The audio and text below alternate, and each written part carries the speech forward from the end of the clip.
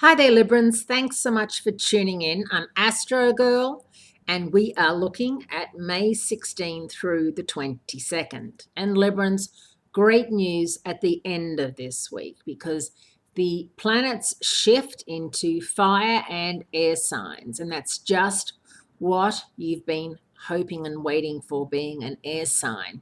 There's been a lot of earth and water activity, and finally, we, you, air and fire signs, get your opportunity to shine. Monday's a very productive Earth Day with the sun in Taurus and the moon in Virgo. It's a great time for gardening, cooking. It's a great time for simply taking care of business, whether that's bookkeeping or running all those errands you have to run, keeping in mind that Mercury is at a phasal retrograde through the 21st.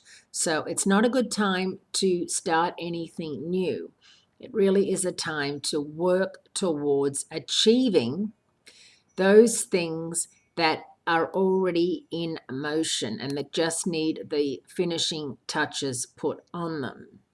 The general focus gets much lighter on Friday, May 20th, when the sun moves into Gemini, a cerebral sign that highlights siblings, sales, and social media.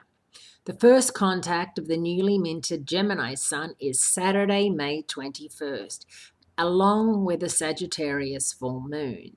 So the sun is moving into Gemini, your fellow air sign, in your ninth house of higher education, overseas travel, while the Sagittarius full moon is going to be transiting your third house of communication and domestic travel and social media and social skills, how you deal with other people in your life and so forth, and especially with siblings. So that's something to take into consideration.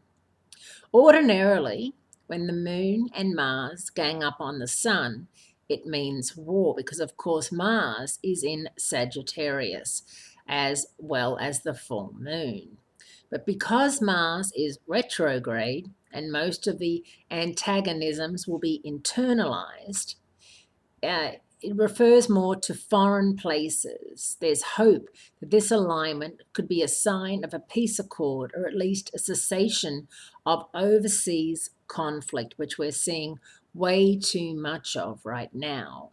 It's time to start looking ahead because that's when the planet of communication and clear thinking Mercury moves direct on Sunday. Always give it a couple of days though. Don't think Sunday, oh, now's the time to go out and buy a car or, lease a car or buy a television or anything like that. Give it until like next Wednesday to be on the safe side. Thanks so much for tuning in. Have a wonderful week, and I'll speak to you again next week.